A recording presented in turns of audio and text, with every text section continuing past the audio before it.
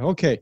Well, let's start then. Well, Okay. I'm here with Ben and Burke. They are the hosts of Bosses in Japan podcast, which is talking about working in Japan. Hi, guys. Which is talking about working in Japan, studying Japanese customs, holidays, current events, and much more.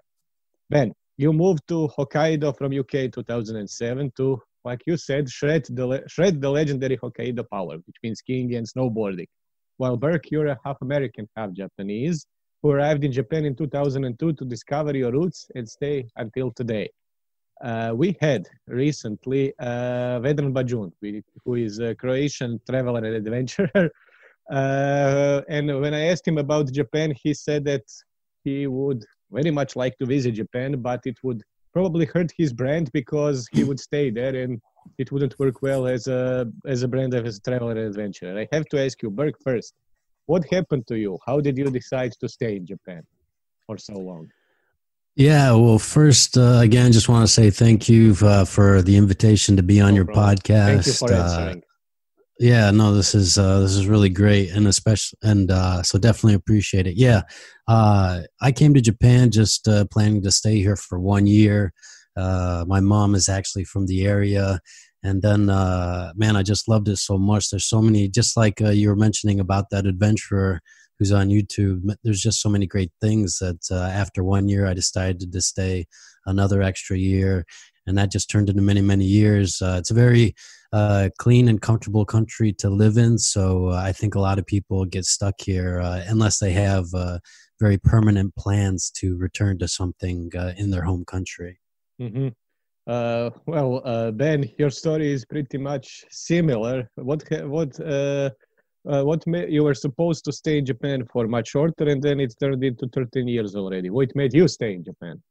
Yeah, mainly for me, I came to Japan, as you know, for snowboarding, legendary powder, and then I ended up enjoying the summer actually a lot more than the winter time. And then every time the winter came back, I wanted to snowboard again, and then the summer came, and then it's like, I want to enjoy another summer again, and then just every year just kept going on longer and longer. And then in the end, I was just like, well, why don't I just stay? Because I had built like a good network of friends, Burke included. I think he was one of the first people I met when I came to Japan. And then, and then woke up the next day and it was like 10, 12 years later. So it's just a very easy place to live. So yeah, ended up staying. Yeah, it turned out into an endless loop: summer, winter, and you. Yeah. And those are my two favorite seasons too. Yeah. Well, I have to change the subject to something rather recent here in Croatia. We unfortunately had an experience that you in Japan have to go much more often. We had a big earthquake. It is 5.5 on Richter scale. It was the biggest earthquake in city in 40 years. And it happened just during the COVID quarantine. So it was a very confusing times because quarantine forced you to stay in and earthquake forced you to stay out. Hospitals, schools that are in rather old and many old buildings didn't go through the earthquake well, and they took a big hit. So as a Japan, which is a country that has to endure a lot of earthquakes, one which was most impactful maybe recently in 2001, which caused the Fukushima disaster. I want to ask you, as people who live in Japan, how do people in Japan cope with earthquakes so often? What do they do when one big one hits? Okay, first. Yeah, sure. Okay. First, I did read a little bit about the earthquake that you guys had there, and it's very shocking to see the photos of the damage, and especially at a time like when there's coronavirus, for people to have to deal with this and go out of their homes and everything. It's just a very sad situation. And in Japan, unfortunately or fortunately, there's been a lot of these big earthquakes in the past, and so people kind of have an opportunity to prepare once they see like how desperate the situation can be. And so I think a lot of people try to prepare in advance. Like in companies, they talk about they kind of check how prepared people are sometimes. They'll ask questions like, do they have emergency supplies? Do they have a plan of action? Like when the earthquake hits, like where should you go to, or should you leave your home, should you not leave your home? And then they have a lot of planning done by the city that after the earthquakes happens, this is how the city will help people, and people kind of know, like if they can't stay in their homes, like where they should go to. They turn a lot of schools into kind of emergency locations for people to stay at. So they have a lot of kind of planning in advance, but it's always very shocking as a foreigner to go through through one of those experiences, because we're not as prepared maybe as Japanese people who kind of grow up with that. With all those fears and anxieties to begin with. But yeah, Ben, how about you? Well, we had like a big one in Sapporo. I think it was like 2 years ago, probably about same as Croatia, about 5 point something on the Richter scale. And it's the biggest one that Sapporo has had, or Hokkaido's had, since in a long time. I think since I've been here for sure. And I think for a lot of the locals here as well, they weren't really expecting such a big earthquake, and they weren't kind of expecting that or used to that as well. So when it happened, there was quite a bit of panic going around. So not many people were prepared. I mean, there's like schools where you can go to for emergency situations where people would gather. Mm-hmm. But yeah, in terms of actually being prepared for it in their everyday life, like we didn't, like for example, our family, we didn't have emergency supplies ready for that, because the earthquakes don't usually happen in Hokkaido or as big as what they're used to, like down in the main island, Honshu. Mm-hmm. So we weren't really prepared at all, actually. And it wasn't until after that earthquake that a lot more people started preparing for another situation if one was to come. So getting emergency supplies, more tin food. I bought like an emergency kind of packet off Amazon, which included like a portable toilet that you could make, wind up kind of generator to get your phones going. I bought like a heap ton of batteries and just stuck them in my backpack. Mm-hmm. So my backpack is ready to go now. I've got like an emergency supply ready. Whereas before that, 2 years ago, I never even considered that there was going to be an earthquake in Hokkaido. Yeah, I'm in the same situation right now. I'm also preparing my backpack and things to be on the go if something again happens, which is quite hard to do during the COVID quarantine. Yeah, I can imagine. But I have a list to prepare when all of this finally ends. Well, at least I do, but I think many people in the West have a feeling of Japanese as a strong, resilient nation, and that can handle the stress very well. Well, this earthquake, I think many people here said that it was rather scary because you realized you are not safe even in your own kingdom, let's say, your own flat, your own home. Did you get the feeling that Japanese have a unique way to handle the stress of recurring earthquakes? Do they have some sort of mechanism to do that? I was very surprised, how kind of disciplined they were in, like, when the earthquake happened in Hokkaido. So I would go out to the store or the convenience store, and people were still lining up. You know, that no one was pushing in front of each other. Mm-hmm. Everyone was buying their own, like what was enough for them. They weren't buying like too much so that everyone could get something. And obviously the staff were rationing, food, water to all the customers. And no one was, getting aggravated by that. No one was complaining. No one was pushing. And that was really surprising to see, because I know, like in England, people panic and then they start pushing each other and they fight over food. But in Japan, they don't do that. I think that because they're so used to dealing with these natural disasters like tsunamis, earthquakes, and they know how to behave in those situations now. Yeah, I guess that is maybe one of the positives that can come out of that. It kind of brings people together. Let's say we had a situation where local football fans jumped to the opportunity to help carrying babies from ruined maternity ward to a new field hospital that was prepared for COVID. Then the earthquake hit and they had to move the babies there. So it was a rather touching scene when you see football fans carrying babies in those little cribs in the hospital to another hospital. So I had to ask you, do you also have a feeling that in Japan, you also mentioned some things that people come together and that they help each other. Does this happen? Does this occurs on every occasion, and does this translate into everyday life when the disaster finally gets sorted out? I know Burke mentioned a while ago about his company doing some stuff, right, Burke? Yeah, one thing that does happen during these times of disasters, like you said, you start to see the good in some people and people really helping each other out. After the big earthquake in Japan in 2011, there was a lot of emergency support from both citizens from the surrounding area. Of course, a lot of countries from elsewhere, including the U.S., started to provide a lot of support to the areas that were affected. The military was providing support along with the Japanese military, delivering food and doing rescue missions. And, again, unfortunately or fortunately, Japan kind of goes through a lot of these disasters, or they see them happen. And I think they feel like they need to move on as quickly as possible, or try to do whatever is possible to move forward. And I think they've seen themselves do that on past occasions. So that kind of helps them to remain motivated to keep going forward at this point. And that kind of importance to care about each other, I think, does carry over into daily life. But one thing that's kind of important is that even when things kind of seem like they're finally starting to get back to normal, it's important oftentimes to remember that there are some people that will have very long-lasting effects from the situation.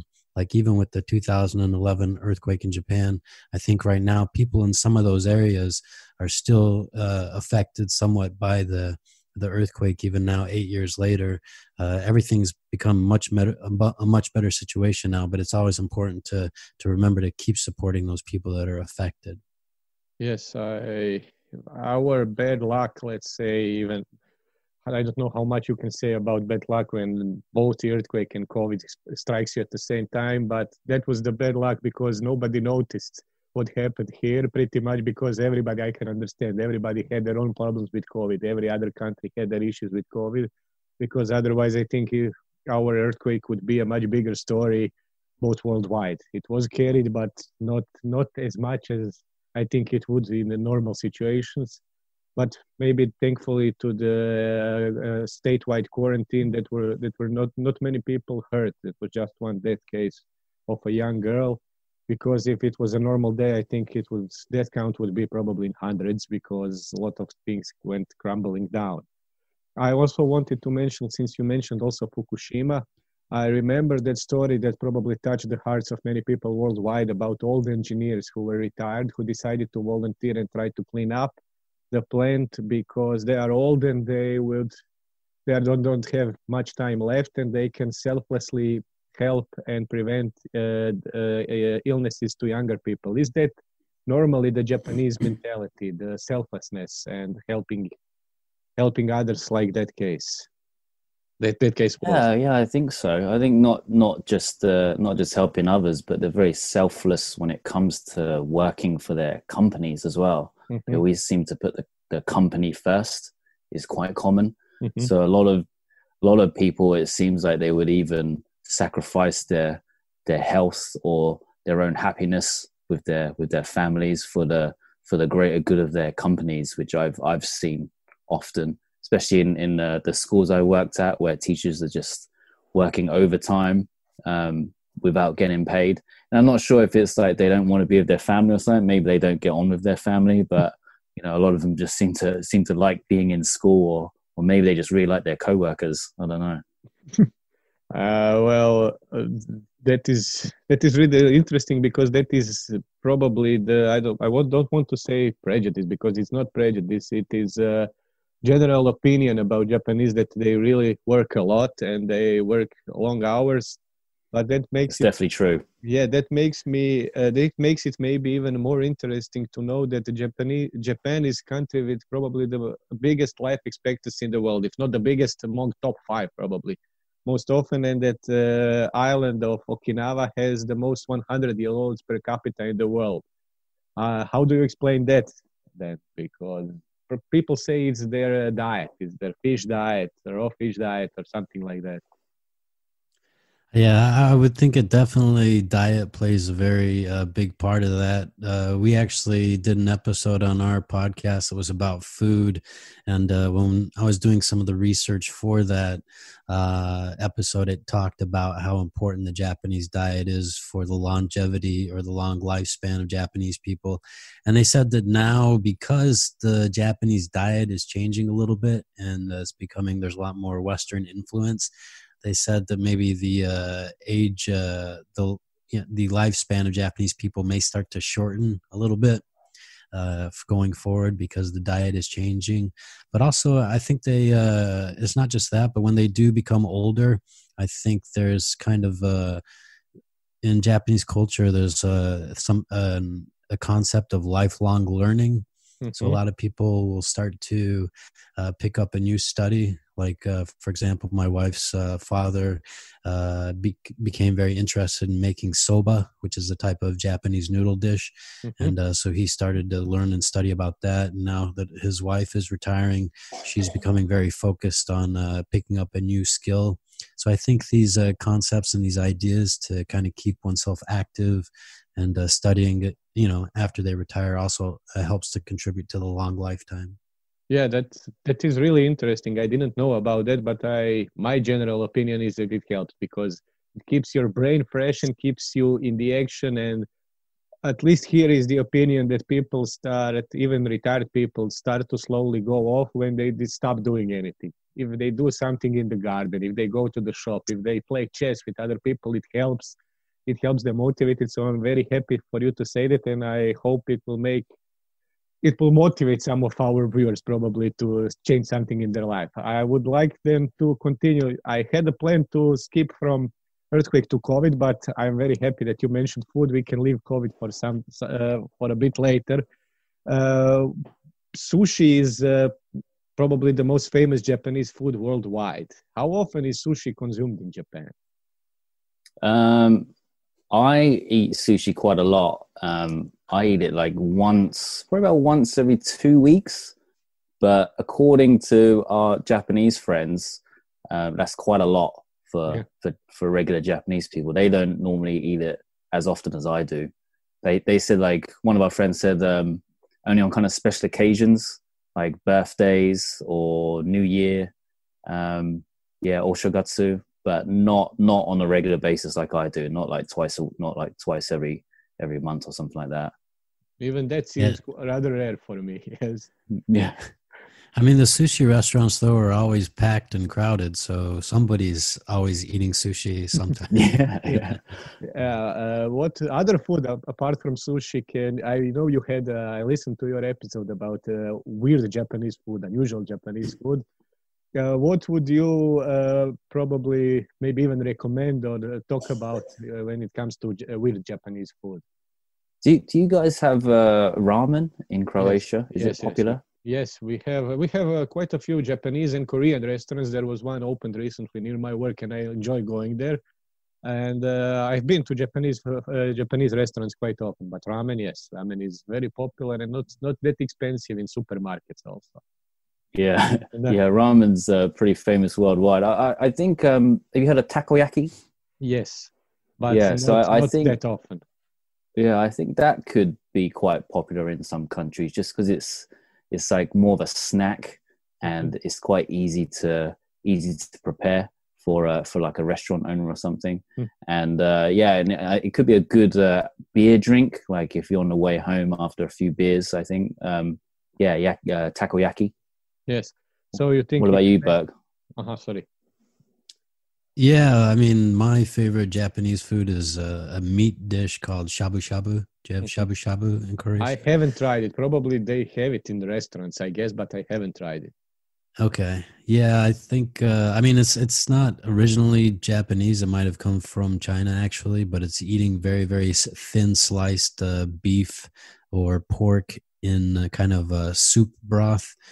Just cooking it very quickly in the soup and then dipping it in sauce. And it's a very healthy way to eat meat. And I mean, that's always been, and it's a good food to eat with other people, kind of sitting around the pot together. So it's always been one of my favorite Japanese dishes. Yeah. Yeah, it sounds tasteful. I will definitely try to find it sometime when this whole thing goes away. I'm very happy that that you even mentioned beer, Ben, but I'm very happy that because I have to talk about our sponsors, and we have sponsors which I would give you a gift if I could through the internet. I will try to figure out if there is a way to send it somehow to Japan, because I don't know how customs work and stuff like that. But we have sponsors which are olive oil from Croatia, and it is very interesting to find out that they are, as a big fans of Japanese gastronomy, they even managed to get a distributor in Japan, and you can buy it in Japan. I will put all the links in which shops you can find it in Japan, which is rather interesting. And there is a guy in Nagano Prefecture who makes online recipes with that olive oil, because it apparently goes excellent with raw fish. I have to say that it is recommended to use it with tuna sashimi and sort of oil called busha, or soy sauce, raw bass, pepper, salt, truffles with sort of oil called selectia. I had to say that, and I definitely recommend it, and I hope I'll find a way to send to both of you guys one bottle. And we have another sponsor, which is a local craft beer called Varionica. I have to mention them also. I would also be very happy if I could somehow give this beer to you via internet, but I promise I will do my best to send it somehow in a package to Japan. They are 5-year-old brewery from Croatia, one of the oldest, and they are a really good pale ale craft beer, which gives me a great segue to another topic about alcohol craft beer in Japan. I know that you also mentioned somewhere that the craft beer industry in Japan is also booming recently, especially in Sapporo, from what I find out, from what I see. What can you say about that? And are you a craft beer connoisseur? I only drink craft beers now, pretty much. Being from England, I'm into like ales. We call like craft beer ales in England. You know, every pub has their own unique brewery. So yes, ever since I've been in Japan, I'm always trying to look for ales or craft beer. But I'd say in the last 3 or 4 years, it's been really starting to boom. And now you can get a lot of Japanese craft beers, especially like the ones from Nagano are very good. And you can almost get them in most convenience stores now. Before, it was only like one convenience store, Lawson. I don't know if you've heard of that. Mm. But that was like the main convenience store that sold craft beers. And I noticed one of the big supermarket chains, Aeon, also in Japan, they're starting to sell those craft beers too, which is good to see. So I was pleasantly surprised. I went shopping the other day to the local grocery store, and they had a craft beer section. So I was happy with that. So I don't have to just go to the Lawson convenience store now. Yes, that is really very nice to see. I think also, from what I noticed, that kind of boom happened about 5-10 years ago, pretty much worldwide, and you can buy craft beer in pretty much every supermarket in the world, local craft beer, and I really enjoyed that trend. And I think I also, like you, I got spoiled so that I cannot drink normal beer anymore. I can only drink craft beer and nothing else, which is not that friendly for my financial situation from time to time. What I also wanted to ask, it is a general opinion that Japanese people get drunk much faster, probably due to deficiency of the dehydrogenase, which is some sort of an enzyme. Is that true? Did you notice that among your friends? Yeah, I think definitely see people getting drunk pretty quick. Of course, part of it is that, yes, it sounds like they don't have that enzyme to help digest the alcohol or to convert the alcohol in the system. But the other thing is, like, it's just a very strong drinking culture. So there's a lot of, when you go out drinking with coworkers or with Japanese friends, a lot of time, they very much encourage like drinking a lot while you're together, doing kanpai, which is cheers with your beer mug very often, or buying each other drinks. So people get drunk very quickly, also just because it's a very fun drinking culture here in the country. Yeah. And they have all you can drink plans, which is called a nomi hodai.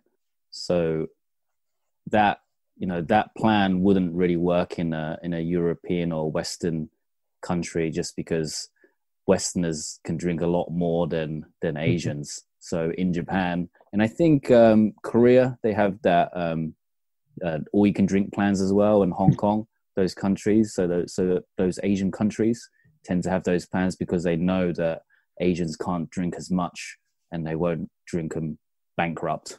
Basically. Can tourists participate in that? Oh yes. Well, that is also another great recommendation for Japan for our followers. Yeah, because I think people from here could really set some of those restaurants or bars back quite a lot.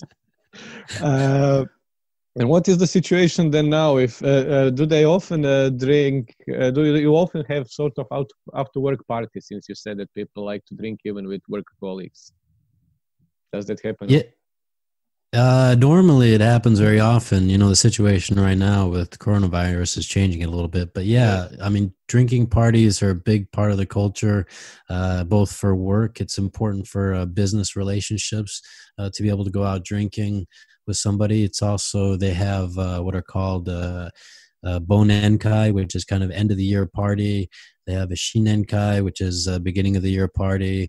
And then there's always festivals happening through the year where everybody is drinking and having fun too. So, and there's a word in Japanese called a nomikai. Nomi means drink, and kai kind of means gathering. So a nomikai means like a drinking party, and people have them at home, have them at restaurants with coworkers, with friends. Yeah, so a very big drinking culture.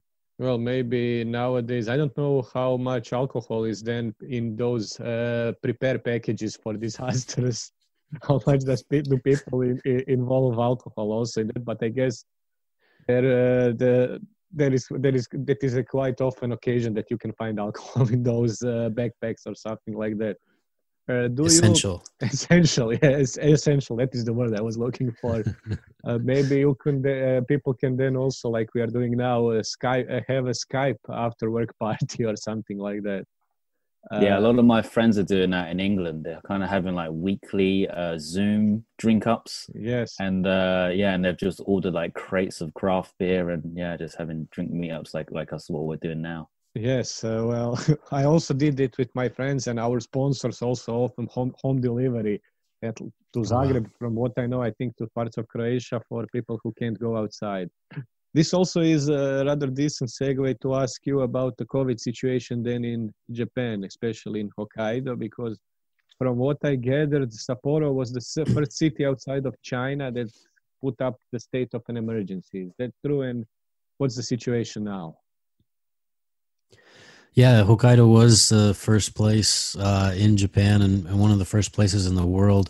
The governor is a very young guy, actually. He's in his 30s, and he made that decision, and it actually upsets people in other places. They thought it was a very rash decision, but it seemed like it had a very strong effect because Hokkaido had a very low number of cases for a very long time, and the curve was kind of flattening. And then right now, we're at a really strange or important point in Japan because it's looking likely that across the country the number of cases may start to jump and start growing very quickly, and they've declared a state of emergency, and I think maybe 6 locations, including a couple big cities, Tokyo, Osaka, and then some prefectures, and then other prefectures are asking the national government to declare a state of emergency in their areas, like Kyoto and Aichi, another prefecture, have asked to have themselves declared as a state of emergency. So it's, I don't know, I think everyone,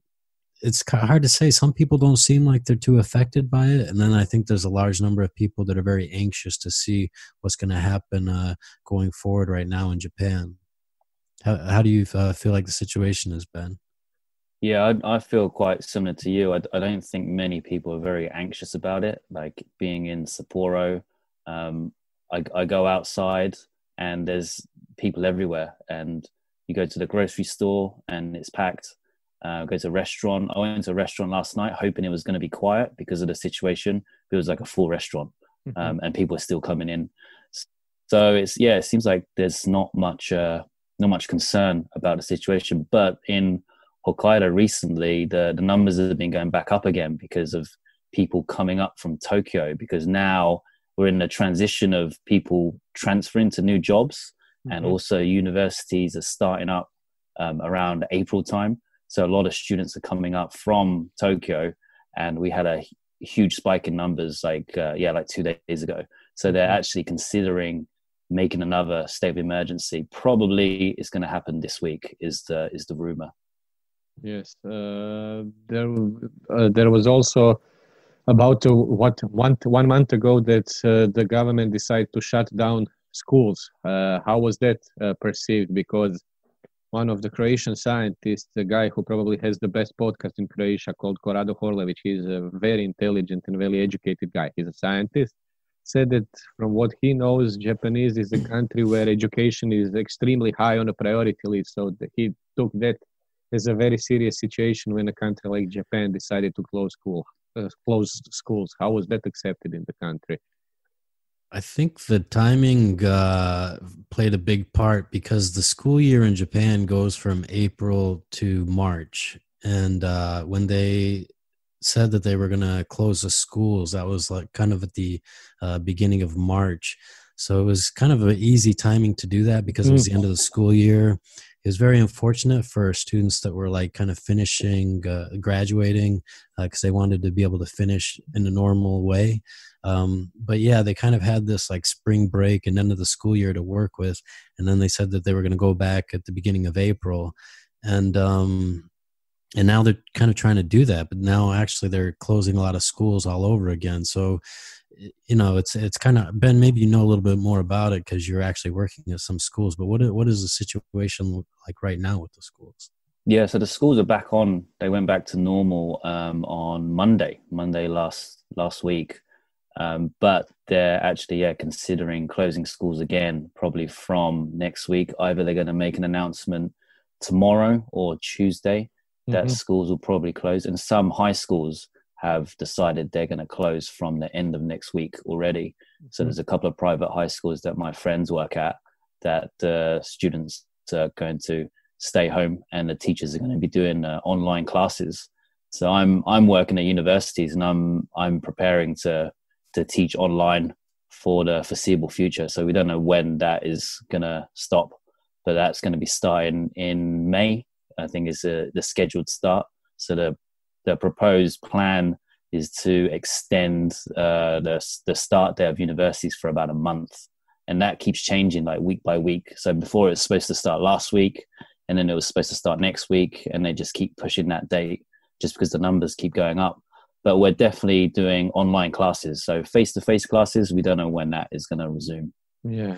The thing is you were saying, because education is very important, that they were maybe worried about the schools closing. But again, because it was kind of the school year, people didn't complain or get too worried about the education aspect. But a big problem was a lot of parents suddenly had to stay home from work to take care of their kids.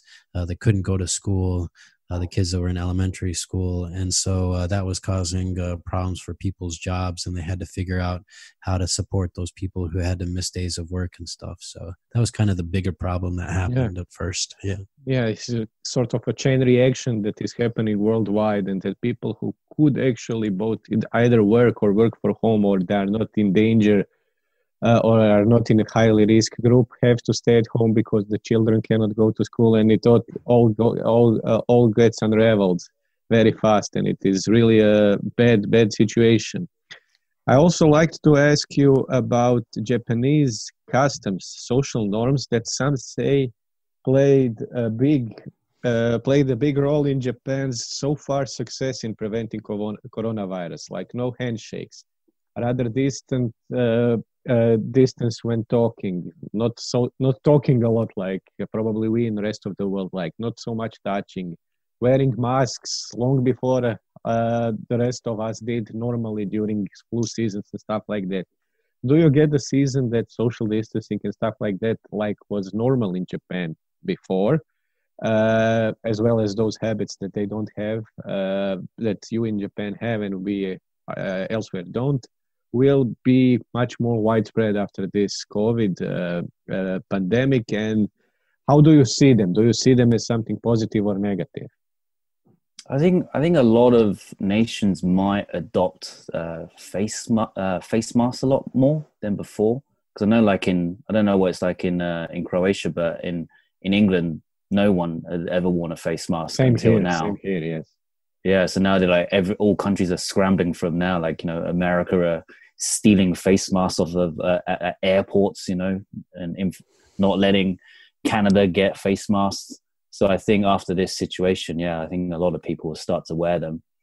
Even though there's not a huge bunch of research done on how effective face masks are, I think having a face mask will help or prevent illnesses, even if it's a small percentage, because a lot of research says that the COVID is transmitted through droplets.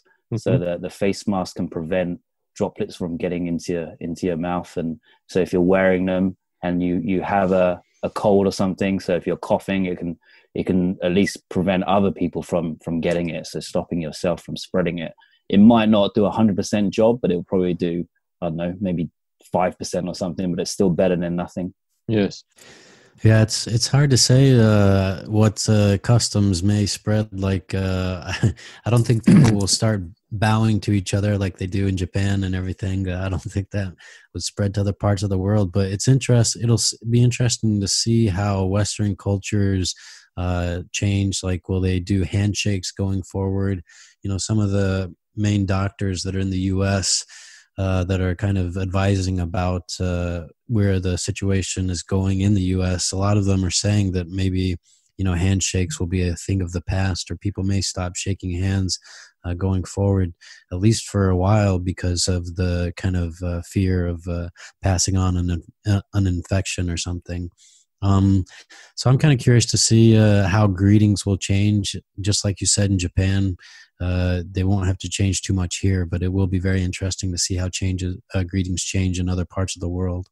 Yeah, I'm very happy that you said that about handshakes, because that was going to be my next question. I also see that, I think Mr. Fauci, what was his name, the health secretary in the United States, said that probably this is the end of handshakes in the United States. Yeah. And then I decided to think, what would be a decent substitute? And you said that you don't think that people would bow to each other, and somehow for me it seems, I don't know, maybe I'm wrong, like a natural next thing. You cannot shake somebody's hand, you cannot touch somebody. A bow seems like a next thing to do. Yeah. We'll see what happens, but I think it will definitely be interesting time, and it will take for us in the rest of the world a lot of you getting used to a new situation, new world we would live in. Japan was also supposed to host Olympic Games this summer, and that was postponed. Will that make a big hit on the economy? And economy is generally something, economy of Japan is something I'm very interested in, because Japan seems to me like a country that is among of the top of the countries that can be self-reliant. Do you think that this pandemic and quarantines will have a big hit on the economy in general, as well as the Olympics? That's a tough question. I think because there is no lockdown in Japan, that I don't think the economy will be as greatly affected as some countries, like in America and England. There are, small places, restaurants that are struggling, like bars, especially like in Tokyo. I saw on the news the other day, some owner of a small Japanese restaurant, he was like breaking down in tears because he had no customers. And I think if it went on for like a couple more weeks, he might have to close down. And because there is no lockdown, the government aren't responsible for helping people out in those situations. So even though, like in England, at least the government is helping, they're giving monies to those companies that have to close down or have to be shut for the time being. But in Japan, they don't have that responsibility. So the companies that will go down, they're not having any assistance at the moment. Yeah, but I think they are thinking of support packages. Like they just announced the one to support families that are going to be affected. Their loss in income. How actually effective those support programs from the government are going to be remains to be seen. But the just like in most countries, the hardest hit industries right off the bat were the tourism and the hospitality industries, the restaurants. And now that's kind of starting to ripple, elsewhere into other industries as well. And if people stop consuming, then that's just going to definitely take its toll on the economy. We've mentioned on our podcast a couple of times about how the consumption tax rate in Japan was raised at the end of last year, and that already kind of hit the economy and made it slow down quite a bit. And now this coronavirus is happening, and people are definitely shopping a lot less. There are some people that are being careful not to go out and are already kind of practicing social distancing. So all of that is definitely going to affect the economy to a certain extent. And then with the Olympics being postponed, that's going to be another hit as well. So it kind of remains to be seen, and it's very worrisome. Yes. Well, I hope that it doesn't take as much of a hit as probably will in the rest of the Europe and the United States. Like you said, over here, I don't know what will happen when finally the quarantine gets lifted, because as a country so much dependent on tourism, it will probably not be good if we have to skip our tourism season during the summer. But it's something I don't like to think about because it gets me really depressed. So let's just probably change the subject. We talked about the Olympics. I would like to ask you about a sport that most of our fans are big fans of. And there was a fighter, Mirko Krokop Filipovic, who was a big name in Japan. He retired recently, and I wanted to know how big of a sport icon is he still in Japan, and how big of an icon he was when he was at his top during the K1 times. Yeah, I mean, I was here when he was very big in K1 and having a lot of success. And Mirko, he's very well known in many parts of Japan. He's been on Japanese TV, I think, before as well. And, his one kick power to knock people out was just kind of legendary here in Japan. MMA or mixed martial arts in Japan in general kind of slowed down for a little bit, kind of like at the beginning of of the last decade. And then it kind of started to pick up again a little bit after that. And so maybe with that, some of the popularity of the athletes around his time kind of slowed down a little bit as well.